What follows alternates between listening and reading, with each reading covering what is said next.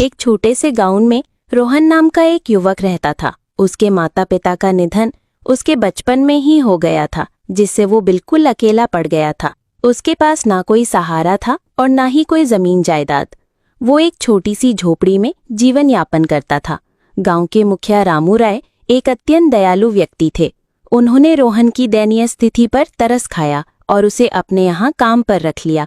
रहने के लिए उन्होंने रोहन को एक अलग झोपड़ी भी दे दी। समय बीतता गया और रोहन बड़ा हो गया था। वहाँ आज भी मुखिया के यहाँ ही काम करता था और मुखिया को उस पर बहुत विश्वास था। एक दिन मुखिया ने रोहन से कहा, रोहन, अब तुम शादी क्यों नहीं कर लेते? तुम्हारी उम्र हो गई है।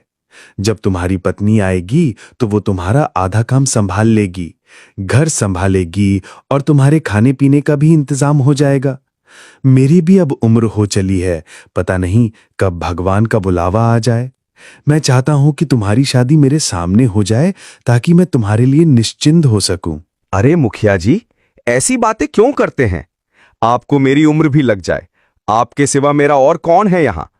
आपने मेरे लिए बहुत कुछ किया है। बचपन से लेकर आज तक आपने ही मुझे माता पिता दोनों का प्यार दिया है। आपका ये उपकार मैं कभी नहीं चुका सकता। उपकार की बातें छोड़ो रघु, बताओ शादी करोगे? लड़की मैं ही देखूं या तुमने किसी को पसंद कर रखा है? नहीं मुखिया जी, मेरी नजर में कोई लड़की नहीं है। आपको जैसा ठीक लगे आप वही कीजिए। मुझे आप पर पूरा भरोसा है। आप मेरे लिए भगवान से कम नहीं हैं। आप जो भी निर्णय लेंगे वो उचित होगा और मेरे भले के लिए ही होगा। अब आप ही मेरे पिता समान हैं। ठीक है भाई, मेरी नजर में तुम्हारे लिए एक बहुत अच्छी लड़की है। और हाँ, तुम शादी के खर्चे की चिंता बिल्कुल मत करना, वो जिम्मेदारी मेरी हुई। आखिर पिता का दर्जा दिया है तो मेरी बात भी माननी पड़ेगी। जी मालिक, जैसा आपको ठीक लगे। मुखिया जी का एक बेटा भी था, राजू, जो ये सारी बातें सुन रहा था। वो गुस्से से अपने पिताजी के पास जाकर बोला, पिताजी, ये आप क्या कह रहे हैं? आपको क्या जरूरत है रोहन की शादी का खर्च उठाने की? ये मत भूलिए कि वो हमारा नौकर है। नौकर से इतना लगाव ठीक नहीं है, ऐसे तो वो सिर पर चढ़ जाएगा। आज आप उसकी शादी के लिए पैसा देंगे तो उसे आदत लग जाएगी। बचपन से आज तक वो हमारे ही पैसों पर पलता आया है और अब आप उसकी शादी भी करवा रहे हैं। क्या आपने उसका ठेका ले रखा है? जबान संभाल के बात करो राजू, वो मेरा नौकर नहीं, मेरे बेटे की तरह है और ये मेरी संपत्ति है। मैं जो चाहूं वो करूंगा। तुम मुझे मत सिखाओ कि मुझे क्या करना चाहिए और क्या नहीं। और ये मत भूलो कि मैं तुम्हारा बाप हूं। पिताजी, आप ठीक नहीं कर रहे हैं। मैं आपका बेटा हूं, वो फटीचर रोहन नहीं। आप मेरी तुलना उसके साथ कर रहे हैं। मेरे सामने उसकी क्या औकात है? आप उसकी भोली शक्ल पर मत जाइए। सारे गरीब लोग ऐसे ही होते हैं। एक दिन आपको पता चल जाएगा कि अपना कौन है और पराया कौन। अपने और पराये की बात तो तुम करो ही मत। मुझे अच्छे से पता है कौन अपना है और कौन पराया। पहले जब मैं बहुत बीमार था तब कहा गया था तुम्हारा अपनापन। तब रोहन ने मेरी कितनी सेवा की, दिन रात मेरी सेवा में लगा रहा। आज मैं जिंदा हूं तो सिर्फ उसकी वजह से। तुमने तो मेरी एक बार भी खबर नहीं ली। तुम अपने नशे में धुत पड़े रहते थे। क्या मैं झूठ बोल रहा हूं? बोलो। और यहां आकर मुझे अपने पराये का भाषण दे रहे हो? चले जाओ यहां से। लगता है उसने आप पर कोई जादू टोना कर दिया है, इसलिए आप अपने बेटे से ज्यादा उस 2 कौड़ी के नौकर की तरफदारी कर रहे हो। और आपकी उम्र भी तो हो चली है। आपकी उम्र में आदमी सटिया जाता है। अभी एक काम करो, सारा हिसाब किताब मुझे दे दो, नहीं तो आप इसी तरह से सब पैसे लुटा दोगे और मेरे पास कुछ भी नहीं बचेगा। जब तक मैं जिंदा हूं तब तक तुम्हारे हाथ कुछ नहीं आने वाला। तुम्हारे हाथ में हिसाब किताब देकर मुझे अपना नाम खराब नहीं करना है। मैंने पैसे बहुत मेहनत से कमाई हैं और समाज में मेरी बहुत इज्जत है। और तुम मेरी इज्जत मिट्टी में मिलाना चाहते हो? इस फटीचर रोहन का कुछ करना पड़ेगा। ये 2 टके का नौकर मेरी जगह लेने की कोशिश कर रहा है। उसकी तो छोड़ो, जब अपना ही सिक्का खोटा निकले तो भला क्या करें। मेरा बाप होकर मेरी जगह उस मनहूस की तरफदारी कर रहा है। वक्त आने पर दोनों को सबक सिखाऊंगा। ये अपमान कभी नहीं भूलूंगा। माता पिता तो बचपन में ही गुजर गए और फिर मालिक ने ही मुझे सहारा दिया। उन्होंने मेरे लिए बहुत कुछ किया है। उनका उपकार मैं कभी नहीं चुका पाऊंगा। आज तुम मुझे मिली हो तो सिर्फ उनकी वजह से। मालिक मेरे लिए किसी भगवान से कम नहीं है। हरिवंश चाचा, दिल के बहुत अच्छे आदमी हैं। ऐसे ही कुछ दिन बीत जाते हैं। एक दिन अपने पिताजी से कहता है, सुनिए पिताजी, मुझे 10,000 रुपए चाहिए। तुम्हें इतने सारे पैसे किस लिए चाहिए? वो मैं आपको नहीं बता सकता, बस मुझे पैसे दे दीजिए। समझ गया। अपने नशे की लत और जुआ खेलने के लिए तुम्हें पैसे चाहिए, क्योंकि अब तक तुम यही करते आए हो राजू। अभी भी वक्त है, सुधर जाओ। ये सब गंदी आदतें छोड़ दो। इसमें कुछ नहीं रखा, सिर्फ बर्बादी ही होगी। मैंने आपसे रुपए मांगे हैं, ज्ञान नहीं। मेरी जो मर्जी होगी मैं वो करूंगा। आखिर ये सब पैसे मेरे ही तो हैं। मैं ही आपकी संपत्ति का अकेला वारिस हूं। मेरा जहां मन करेगा मैं वहां खर्च करूंगा। आप अपनी सलाह अपने पास ही रखिए और मुझे बस पैसे दे दीजिए। बदतमीज, अपने पिता से कैसे बात करते हैं, तुम्हें इसकी भी तमीज नहीं रही। तुम दिन ब दिन बिगड़ते होते जा रहे हो। अगर किसी अच्छे काम के लिए मांगते तो मैं तुम्हें पैसे दे भी देता, लेकिन अब मैं फूटी कौड़ी भी नहीं दूंगा। ये धन दौलत मैंने बहुत मेहनत से कमाई है, जुए और नशे में उड़ाने के लिए नहीं। निकल जा मेरी नजरों के सामने से। तुम्हें देने के लिए मेरे पास एक पैसा भी नहीं है। वाह, मेरे लिए तुम्हारे पास पैसे नहीं है और उस फटीचर की शादी पर उड़ाने के लिए तुम्हारे पास बहुत पैसे हैं, या बिल्कुल भी ठीक नहीं कर रहे हैं। एक बात और सोच लीजिए, नहीं तो अच्छा नहीं होगा। बदतमीज, अपने बाप को धमकी देता है। और कौन से पैसे? तुमने आज तक कभी फूटी कौड़ी नहीं कमाई। बचपन से लेकर आज तक मैंने तुम्हें किसी बात की कोई कमी नहीं होने दी। बहुत लाड़ प्यार से तुम्हें पाला। शायद यही मेरी गलती है, जिसकी सजा आज मुझे मिल रही है। निकल जाओ यहां से। वो सही और गलत का फर्क भूल गया है। पता नहीं इस लड़के का क्या होगा। मालिक, आप ज्यादा परेशान ना हो, सब ठीक हो जाएगा। आप छोटे मालिक से प्यार से बात करके उन्हें समझा दीजिए, वो समझ जाएंगे। वो दिल की बुरे नहीं हैं। नहीं रोहन बेटे, तुम नहीं जानते। अब बात हाथ से निकल चुकी है। वो बातों से मानने वाला नहीं है। उसके लिए मुझे कोई कठोर कदम उठाना पड़ेगा। इधर आदित्य बहुत गुस्से में होता है और सोचता है, मैं भी देखता हूं मुझे पैसे कैसे नहीं मिलते। मुझे किसी भी हालत में पैसे चाहिए। इसके लिए चाहे मुझे कुछ भी करना पड़े। यहां भी घी सीधी उंगली से नहीं निकलने वाला, मुझे उंगली टेढ़ी करनी ही पड़ेगी। अगले दिन तिजोरी में से 1,00,000 रुपए चोरी हो जाते हैं। मुखिया अपने सारे आदमियों से पूछताछ करता है, लेकिन उन पैसों का कोई पता नहीं चलता। तभी मुखिया का बेटा आदित्य वहां आकर बोलता है, क्या बात है पिताजी, आप बहुत परेशान लग रहे हो। छोटे मालिक की तिजोरी से 1,00,000 रुपए चोरी हो गए हैं। चोर का कुछ पता नहीं चल रहा। आखिर कौन पैसे निकाल सकता है? अच्छा, तो ये बात है। चोर और कौन होगा? रोहन ही होगा। ये तुम क्या कह रहे हो राजू? मुझे रोहन पर पूरा भरोसा है। वो कभी ऐसा नहीं कर सकता। उस पर भरोसा करके आपने गलती की है। वो आपके भरोसे के लायक नहीं है। चोरी उसी ने की है। उसकी तो पहले से है हमारे पैसों गल पर नजर। मालिक, ये छोटे मालिक क्या कह रहे हैं? मेरे तो कुछ समझ में नहीं आ रहा। चोरी और मैं ऐसा सपने में भी नहीं सोच सकता। ज्यादा भोले मत बनो। चोरी तुमने ही की है। सच सच बताओ, वो पैसे कहाँ है, वरना लात मारकर तुम्हें यहां से निकाल दूंगा। तुम जैसे मक्यार को मैं अच्छी तरह से जानता हूं। पहले बड़े लोगों को अपनी चिकनी चुपड़ी बातों में फंसाते हो और उनका भरोसा जीत लेते हो। फिर जैसे ही मौका मिले हाथ साफ करके निकल जाते हो। मेरे पिताजी ने तुम्हारे लिए क्या कुछ नहीं किया और तुमने उनके एहसान का ये सिला दिया। रोहन को ये सुनकर बहुत दुख पहुंचता है। बस राजू, अब बहुत हो गया। तुम कब से रोहन को भला बुरा बोलते जा रहे हो। अब और एक शब्द भी मैं रोहन के खिलाफ नहीं सुनूंगा। मुझे रोहन पर तुमसे भी ज्यादा भरोसा है कि रघु ऐसी हरकत कभी नहीं कर सकता। रघु भले ही गरीब है, लेकिन उसकी नीयत, उसकी ईमानदारी और उसकी अच्छाई में वो तुमसे कहीं गुना ज्यादा अमीर है। उसकी बराबरी तुम दूर दूर तक नहीं कर सकते। आप एक मामूली नौकर के लिए अपने बेटे का अपमान कर रहे हो। यह रोहन एक नंबर का धोखेबाज है और चोर है। इसने चोरी की है।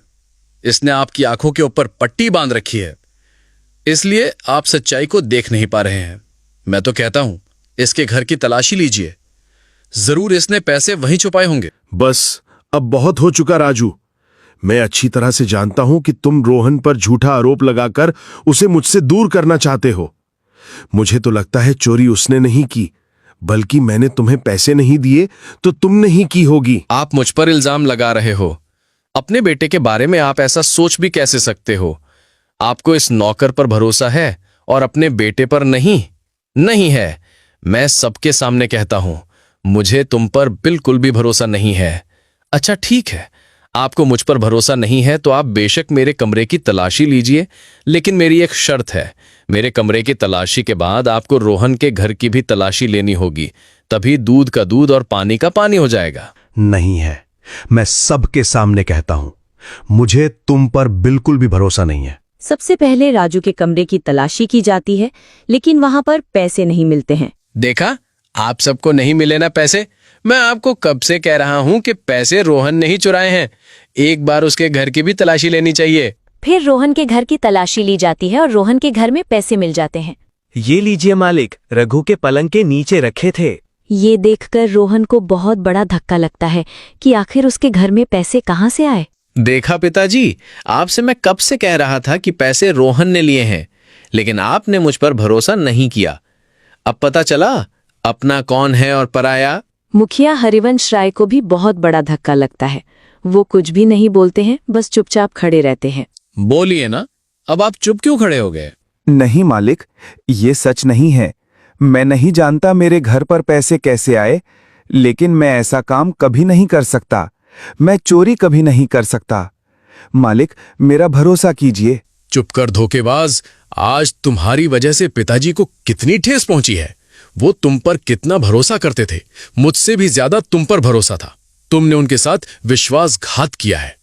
तुमने आज पिताजी का दिल तोड़ दिया है। सबूत सबके सामने है कि चोरी तुमने ही की है। अब और कहने को बचा ही क्या है? पिताजी, मैं तो कहता हूं इस धोखेबाज को पुलिस के हवाले कर देते हैं। नहीं मालिक, मैंने चोरी नहीं की है। आप तो मेरे लिए भगवान समान हैं। मैं आपके घर में चोरी नहीं कर सकता।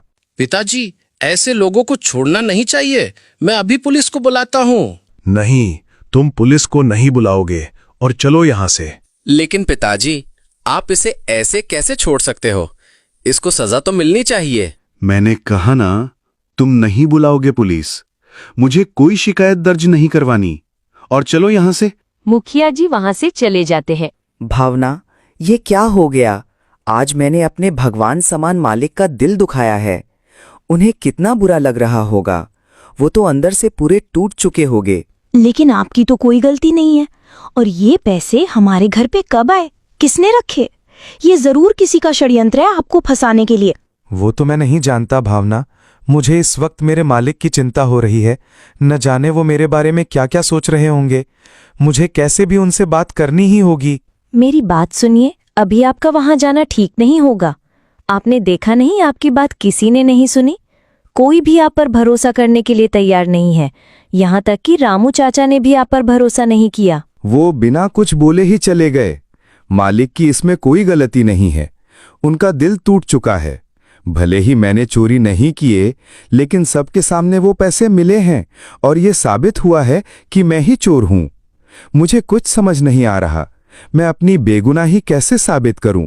मालिक को कैसे समझाऊं? अभी इस वक्त आप किसी से बात मत कीजिए। कुछ दिन भी जाने दीजिए, फिर रामू चाचा से बात करना। रोहन को लोगों की बातें सुनकर बहुत बुरा लगता है। रोहन मुखिया जी की एक झलक देखने के लिए घंटों तक उसके घर के बाहर खड़ा रहता है, क्योंकि उस दिन से मुखिया जी ने घर से निकलना भी बंद कर दिया था। कुछ दिन ऐसे ही बीत जाते हैं। सुनिए जी, घर का राशन खत्म होने को आया है। आटा बस 2 दिन का ही बचा है। आप अपने मालिक के भरोसे और कितने दिन बैठेंगे? मुझे नहीं लगता कि अब वो आपको काम पर बुलाएंगे। आप कुछ और काम देख लीजिए, नहीं तो हमारे घर का गुजारा कैसे होगा? हमें भूखे रहने की नौबत आ जाएगी। तुमने मुझे पहले क्यों नहीं बताया कि घर का राशन खत्म हो गया है? अब बता रही हो? कैसे बताती आप? दिन रात सोच में डूबे रहते हो, ना ठीक से खाते हो ना सोते हो। मेरी मानिए, आप उस बात को भूल जाइए और आगे बढ़िए। मैं अभी गांव में काम देख कर आता हूँ। शायद किसी के पास कोई काम मिल जाए। फिर रोहन गांव ने निकल पड़ता है और एक दुकानदार से पूछता है, राम राम भैया, मैं काम की तलाश में हूँ। मुझे काम की बहुत जरूरत है। घर की हालत बहुत खराब है। क्या आपके यहाँ कोई काम मिल सकता है? आपकी बड़ी मेहरबानी होगी। तू वही चोर रोहन है ना, जिसने मुखिया के यहाँ चोरी की थी? मेरे पास तेरे लिए कोई काम नहीं। क्या पता कल को तुम मेरी दुकान से कुछ चुरा ले। निकल यहां से। रोहन को ये सुनकर बहुत दुख पहुंचता है। वो वहां से चला जाता है। फिर एक दिन सेठ पृथ्वीराज के पास जाकर काम के लिए पूछता है और सेठ मान जाता है। कल से काम पर आ जाना, वैसे भी बहुत काम पड़ा है। मुझे 3-4 लोगों की जरूरत है। आपका बहुत बहुत धन्यवाद सेठ जी, मैं कल से आ जाऊंगा। तभी वहां पर सेठ की पत्नी अवंतिका आ जाती है। ये आप क्या कर रहे हैं? कोई जरूरत नहीं है इसको काम पर रखने की। आपको पता नहीं है इसने क्या किया है? भलाई का जमाना नहीं है, आप इसको काम देकर भलाई करने जाओगे? भलाई इसकी शादी भी करवाई, फिर भी इसने उनके साथ बेईमानी की। अगर अब भी आपने इसे काम पर रखा तो मुझसे बुरा कोई नहीं होगा। ठीक है भाग्यवान, नहीं रखूंगा। रोहन तुम जाओ भाई, तुम्हारी वजह से मैं मेरे घर में झगड़ा नहीं चाहता।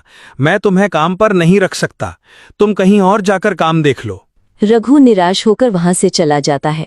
इधर रोहन की पत्नी भावना को भी काम की औरतें ताना मार दी हैं। अरे देखो, ये उस रोहन की पत्नी है ना? मैंने तो सुना है दोनों पति पत्नी की मिली भगत है। यूं मुखिया जी जैसे अच्छे आदमी को फंसा के रखा था इन दोनों ने, लेकिन सच्चाई ज्यादा दिन तक नहीं छुपती। इन दोनों को रंगे हाथ पकड़ा है। इनके घर पर नगद रुपए मिले हैं। भावना को उनकी बातें सुनकर बहुत बुरा लगता है। वो घर चली जाती है। घर पर रोहन को देख भावना पूछती है, क्या हुआ जी? आप तो काम देखने गए थे ना, मिला क्या? नहीं भावना, मैं देखने गया था, लेकिन वहां पर काम नहीं था। कल फिर जाकर देखता हूं। और तुम तो सब्जी लेने गई थी, लेकिन सब्जी तो कहीं दिख नहीं रही हैं। क्या हुआ, सब्जी नहीं लाई? उस सब्जी के दाम कितने बढ़ गए हैं। दाम सुनकर ही मैं वापस आ गई। मैंने सोचा दाल चावल ही बना देती हूँ, वैसे भी हमारे पास ज्यादा पैसे नहीं बचे हैं। और फिर दोनों चुप बैठ जाते हैं। भावना और रोहन लोगों के ताने की बात एक दूसरे से छुपाते हैं। फिर एक दिन रोहन के घर एक आदमी आता है और बोलता है, रोहन, सेठ पृथ्वीराज ने तुम्हें आज से ही काम पर बुलाया है, चलो जल्दी से। मुझे काम तो मिल गया भावना, मैं निकलता हूँ। ठीक है, अब जाइए, जैसे ही फुर्सत मिले खाने के लिए आ जाना। रोहन सेठ पृथ्वीराज के पास काम करने निकल पड़ता है और दिन भर मजदूरी करने के बाद सेठ पृथ्वीराज उसी दिन उसे एक दिन की अच्छी मजदूरी के पैसे भी दे देते हैं। ये लो भाई रोहन, तुम्हारी आज की मजदूरी, कल से वक्त पर आया करना। बहुत बहुत धन्यवाद सेठ जी। आपको नहीं पता, मेरे घर की हालत बहुत खराब थी। अगर आज आप काम ना देते तो मुझे भूखे रहने की नौबत आ जाती। अभी मैं चलता हूँ सेठ जी, कल समय पर आ जाऊंगा। रोहन खुशी से अपने घर की ओर चला जाता है। इधर सेठ पृथ्वीराज मुखिया से मिलने जाता है। मुखिया जी, मैंने आपका काम कर दिया है। जैसा आपने बोला था उसे काम पर भी रख लिया है और पैसे भी दिए हैं। आप मेरे बहुत अच्छे मित्र हो, इसीलिए मैंने तुम्हारी बात मानी। आपने कहा इसीलिए मेरी पत्नी मानी, नहीं तो मेरी पत्नी को मनाना मुश्किल था। शुक्रिया दोस्त तुम्हारा ये एहसान कभी नहीं भूलूंगा। एक दिन राजू एक आदमी से बात करता है। उस सेठ के यहाँ रोहन को काम मिल गया। तुम एक काम करो, जैसे हमने पिताजी के कमरे से पैसे चुराए थे और रोहन के कमरे में रखे थे, वैसे ही उस सेठ के यहाँ सेठानी का हार चुरा लो और मौका मिलते ही रोहन के घर पे जाकर रख दो। मैं भी देखता हूँ वह सेठ रोहन को कैसे काम पर रखता है। उस रोहन को मैं भूखे तड़प तड़प कर मरते हुए देखना चाहता हूँ। उसे पाई पाई के लिए मोहताज न बनाया तो मेरा भी नाम राजू नहीं। ये सारी बातें मुखिया सुन लेते हैं। उन्हें बहुत बड़ा धक्का लगता है और रघु के लिए उनका दिल और भी तड़प उठता है। गुस्से में वे राजू के कमरे में जाकर बोलते हैं, अच्छा तो ये बात है, तुम इतना गिर जाओगे, ये मैंने कभी नहीं सोचा था। उस बेचारे रोहन ने तुम्हारा बिगाड़ा क्या है जो तुम उसकी जिंदगी बर्बाद करने पर तुले हुए हो? मुझे लगा तुम सुधर गए हो, लेकिन मैं गलत था। तुम कभी नहीं सुधरोगे। तुम इतना गिर गए कि खुद के घर में तुमने चोरी की और इल्जाम बेचारे उस रोहन पर डाल दिया। तुम्हारी इस गंदी हरकत की वजह से उसे कितना कुछ झेलना पड़ रहा है, यहां तक कि उसके लिए तुम पुलिस भी बुला रहे थे। अब मैं पुलिस बुलाऊंगा और सारे गांव वालों को भी बताऊंगा कि तुमने किस तरह से उसे फंसाया है। तुम ऐसे नहीं सुधरोगे। तुम्हारा क्या भरोसा, कल को तुम उस बेचारे की जान ले लोगे। तुम्हारा फैसला कल होगा सबके सामने। राजू कुछ भी नहीं बोलता, चुपचाप खड़ा रहता है। मुखिया वहां से चले जाते हैं और अगले दिन मुखिया सारे गांव वालों को अपने बेटे की सच्चाई बताते हैं और उसके बेटे की वजह से आदित्य को जो झेलना पड़ा, उसके लिए मुखिया उसे अपनी 10 एकड़ की जमीन रोहन के नाम करते हैं। ताकि उसे कभी किसी पर निर्भर न रहना पड़े। और उसका नौकर भी डर के मारे सच बता देता है। पुलिस भी बुलाई जाती है